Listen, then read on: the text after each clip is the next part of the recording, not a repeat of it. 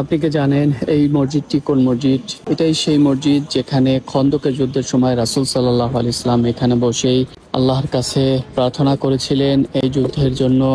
এই মসজিদের নাম মসজিদ আল ফাত। আর মদিনাল মুনাওয়ারার ইসলামের তৃতীয় বৃহত্তম যুদ্ধ যে জায়গায় সংগঠিত হয়েছিল সেই খন্দকের মাঠ হলো এটি। আর এখানে রাসূল সাল্লাল্লাহু আলাইহি ওয়াসাল্লাম বসেছিলেন।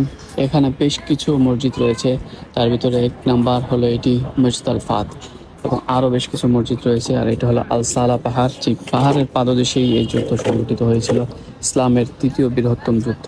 আর এই মসজিদটি ভিজিট করতে প্রতিনিয়ত শত শত হাজার হাজার মুসল্লিগণ এখানে ভিড় করেন, সকাল থেকে রাত্রি পর্যন্ত।